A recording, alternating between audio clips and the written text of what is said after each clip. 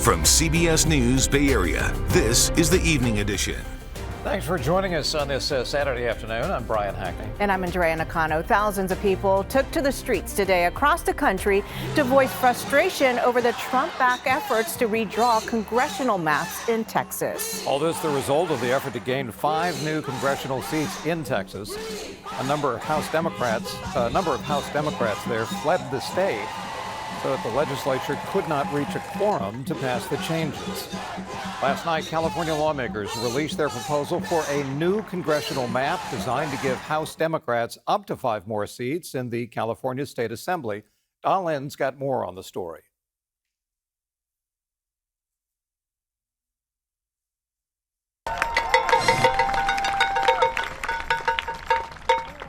All the people at today's rally agree on one thing.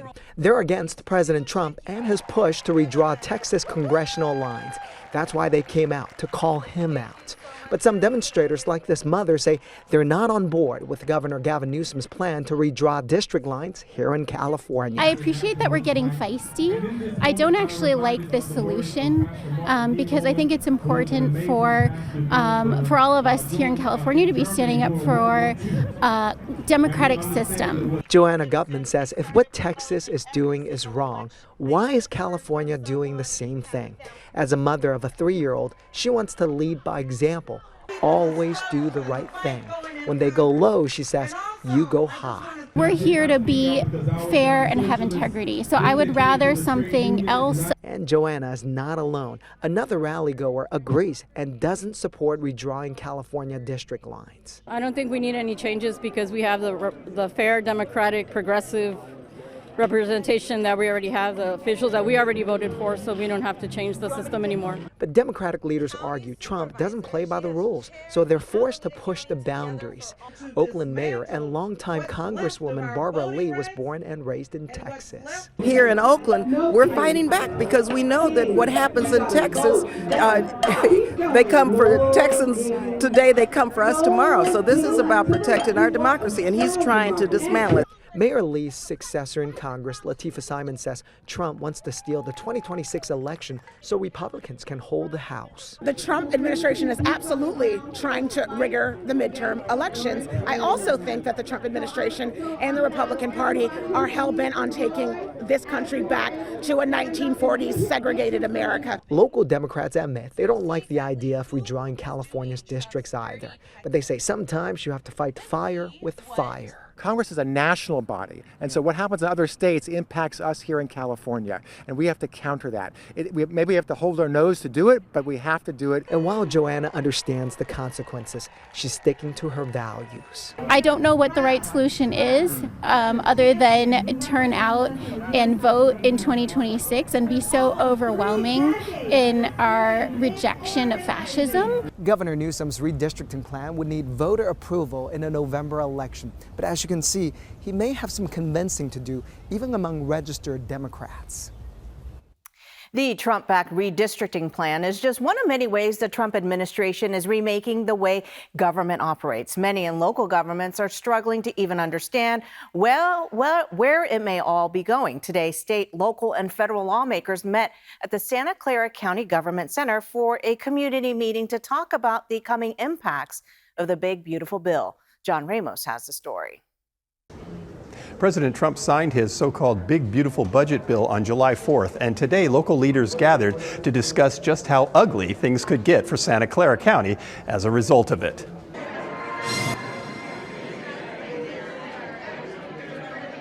Santa Clara County has the highest and most diverse population in the Bay Area, so when you talk about the biggest human impact at the county level, you're talking about health care. They run the second biggest hospital system in the state. A very large percentage of their revenue is from the Medicaid program, which has been drastically reduced in the so-called Big Beautiful Bill. We need to talk about how we can prevent worst-case scenarios. Congressmember Zoe Lofgren was one of many elected officials who spoke at the community meeting organized by Santa Clara Supervisor Betty Yoon. There are severe detrimental cuts, and I don't think even the word cuts is an accurate portrayal of the level of gutting and the decimation of our nation's public health care system. You will face crowded emergency rooms, longer wait times for healthcare services because of the ripple effects of H.R. 1. At this point, the full impact of the budget law is hard to quantify. Opponents say even if Medicaid coverage isn't directly cut, access to health care will get harder as the system itself is shrunk by defunding. It's scary. It's a dumpster fire every other day for us in the disability community. Michelle Mashburn is a disability rights advocate who says she has no doubt that the cuts will lead to deaths within her community. There are people that wait to get on disability benefits that can no longer work, that become unhoused, and then they die. There are many people waiting for benefits that die. There are family members that will lose the supports that they need to take care of their kids. People will be institutionalized, and those institutions are being defunded also. So the care and services available, they're inhumane. They're not just. And with these cuts, that's what's going to happen more. The law also includes cuts to housing and food assistance, but at the same time, ICE will be getting a gigantic increase in funding, making it the largest law enforcement agency in the country. State Assembly member Ash Kalra sees a dark motive behind that. Tens of billions going into ICE is basically for Trump to create his own Gestapo that he can enforce and do whatever he wants. He's starting by taking over DC right now. He's already made efforts in LA and other places. We have to be very honest about what's happening right now. Immigrants are being used as a scapegoat. We must focus on protecting our immigrant community, but we have to recognize it's not going to stop with our immigrant communities. Congressmember Sam Liccardo says California can do what it can, but ultimately there is no way for the state to replace what is being taken away. The truth is there's no entity that can supplant trillions of dollars, and that's what we're talking about, literally $1 trillion in Medicaid funding. The Democrats are pinning their hopes on the 2026 midterm election to return control of Congress back to them. But Liccardo thinks it's possible there could be breaks in the Republican ranks even before then. We're going to see these impacts nationally, and as the impacts start to roll out, I expect you're going to see more of those colleagues of mine with wobbly knees, and that will be our opportunity. And then maybe this conversation will be much more fruitful about, hey, how can we actually reverse some of this damage? The Republicans know that, so they've timed the major cuts to the healthcare system to kick in a month after the election. That's why local leaders aren't waiting to get the word out to the voters about what's coming for them. And now to a developing story out of the East Bay where police got a surprise while arresting a homicide suspect at a Pleasanton home. They found what they believe to be explosive devices. All of this began when officers responded to a shooting near Halpert Court and Englewood Drive last night. A man was found with a gunshot wound, died at a nearby hospital. A 29-year-old suspect was taken into custody. The explosives were found. Experts were called in to safely remove them. Andrea? Well, happening around the Bay Area this weekend, it's move-in day for students at Cal State East Bay. Across the Bay Bridge, nonprofits in the city are preparing young students for class, which starts Monday for San Francisco Unified. But first, we take you to SFO. Right now, an international strike is forcing major cancellations. More than 10,000 striking Air Canada flight attendants may soon have to return to work. The Canadian Jobs Minister is calling for an extension of workers' existing contracts until a new one is reached. The strike has already upended travel plans worldwide. 18 flights will no longer take off at SFO. Flight attendants with Canada's largest airline say they want better pay and scheduling. Air Canada is urging affected customers to not even go to the airport, Brian. Well, students at Cal State East Bay and Hayward are arriving on campus ahead of the first day of class this coming Tuesday, and they've got plenty of events planned to get the students acclimated to university life. And kind of on the same subject, Kids in Need got a boost right before school starts in San Francisco. Glide Memorial Church held their annual back-to-school celebration and gave away 800 backpacks stuffed with school supplies. Kids in the Tenderloin, mostly where they were to children in the Tenderloin community. And queer joy took center stage today at Berkeley Pride 2025. The event took place in downtown Berkeley and featured performances, health screenings, vaccinations, and activities for adults and children. Well, coming up, when you think of boxing in Oakland, Andre Ward comes to mind, but a new generation of boxers is looking to make a name in the ring. And coming up in the First Alert forecast, the clouds never cleared in San Jose all morning. That's the marine layer hanging out over downtown San Jose well into the afternoon. That doesn't happen often. It's a unique pattern set up over us right now. It's actually a fall-like cold front doing weird things. It's not going to last. There is a warm-up coming for next week, but you still have half the weekend under the influence of this. I'll show you what Sunday's going to feel like coming up. All right, there really was kind of a unique pattern set up over the bay today. Marine layer comes in every day this time of year, that much we know. But today's was unique. First of all, it hung on all day. This is the last 3 hours. And the marine layer never cleared in places where it normally rarely even touches, like the South Bay. San Jose had an odd day in that you were looking up at clouds from the marine layer all day. You still are now. They never left. They came in last night and then never left. And if you look at the impact that this has on the bay, we'll take that high look down. There's almost like a diagonal line here. Onshore flows coming in, it's pushing the clouds this way. Santa Rosa, you were in sunshine all day. So if you want to talk about extreme bookends, you're going to see that in 1 second. Because it was 90 degrees up there today. It's one of the warmest parts of the bay. I'll put the numbers on in a second. But if you look at where the clouds have been, we removed the clouds and instead show you what the color contours look like for daytime highs. Look where all the yellow is. Perfectly lines up with that. You had a relatively cool day here. And it wasn't just San Jose that really felt the impact of this today. Look at the daytime highs. You were in the low 90s yesterday for the Inland East Bay. Today you're in the low 80s. Big drop thanks to this. There is a weak cold front that's moving across the bay. And it has kind of manipulated the marine layer in odd ways because it did not deliver it to the North Bay. It was 74 in Livermore today and 90 in Santa Rosa. Rarely do those two cities, which we usually think of as warm inland microclimates, track so wildly different on the same afternoon. And this has to do entirely with the way the flow in the atmosphere was bringing in those clouds, and you could see how it lined up today and why Tri-Valley was so much cooler than the North Bay. All right, what's going to happen tomorrow?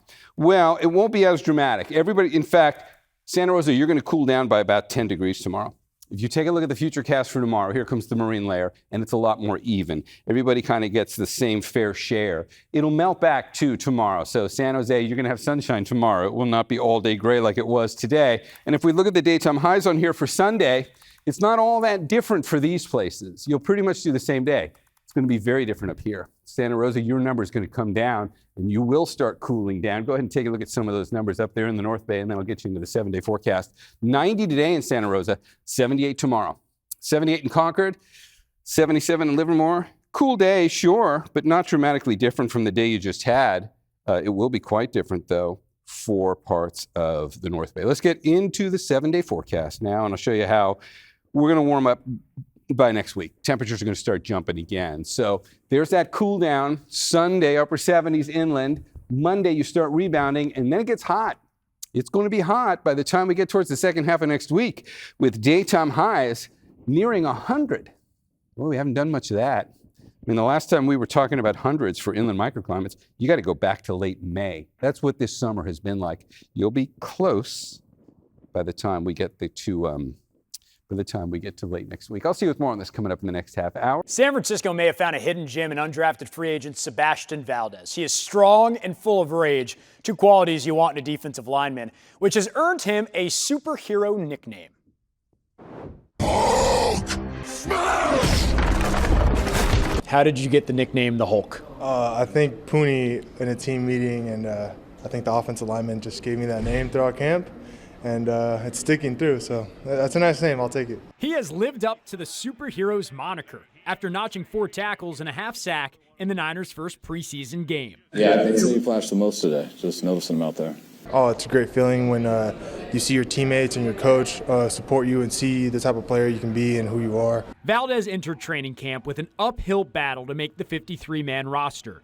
He didn't get an invite to the NFL Combine after his senior year at Washington and went undrafted. Obviously, that's an opportunity I wish I had, but again, nothing's impossible, and I'm still super grateful for my journey, and everything's earned, not given. When the Niners came calling, he liked their scheme and had studied up their successful defenses of old. When you look at that 2019 season, you see Armstead, you see Buckner, those guys playing interior, like they're just beasts, man. The way they play, with their intensity, their effort to the ball, like you watch that on tape and you're like, how can I do that? So that's definitely what drew me to this team. One member from that 2019 defense is now his teammate, Nick Bosa. Bosa gives me some nuggets here and there, and practicing with him out there, it's surreal. Valdez has learned from some of the greats, including Bill Belichick, whose son Steven was the defensive coordinator at Washington. Do you have any great Bill Belichick story? One time during practice, he pulled me to the side and just started screaming at me like, "Oh, you got to do this, this, and that." And I'm just blank right now. I'm just staring at Coach Bill. No way he's yelling at me. So it was a good time. Something I won't forget. Week 1 is in Washington, back where you played your senior year of college. What would it mean for you to be on this 53-man roster? Man, it'd be a dream come true. It'd be an awesome experience for me and my family, and it'd be nice.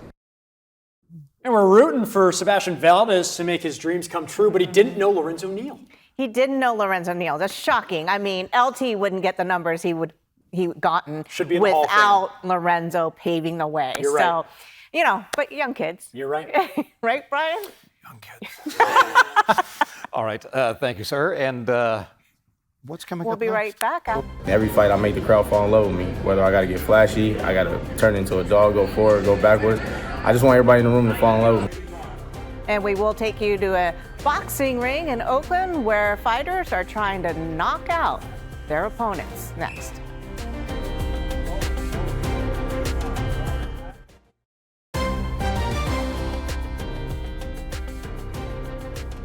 And a live look at the Bay Bridge and looking towards Oakland there, as you can see some of the fog rolling in tonight. Well, in Oakland, that's where bright lights are shining over the town's local boxing scene. Boxing is back in the Bay tonight, with downtown Oakland's Marriott being transformed for a fight night.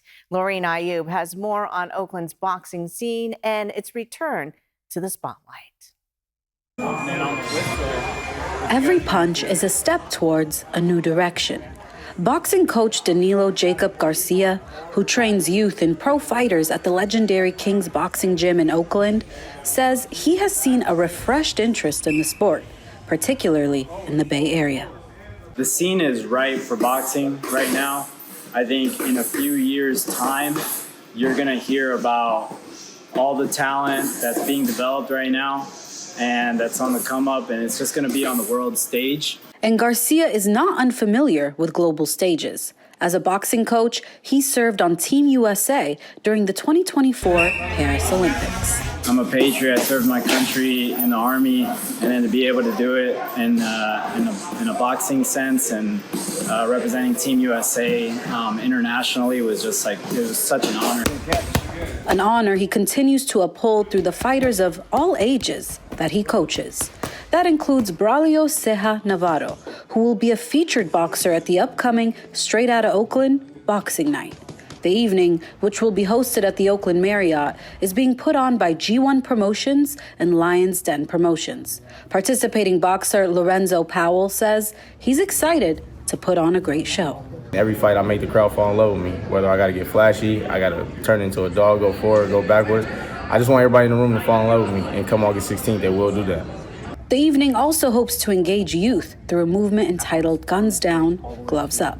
For us, it's boxing, keeping them busy, keeping them away from video games and TV and all that kind of stuff, and just something that's more lucrative to their life. And boxing teaches respect, discipline, all of that. Not every kid's going to become a world champion in boxing, but they'll become a world champion in life. Yeah. They know how to treat other people and how to earn respect and how to give respect and stay out of the streets and become somebody somewhere.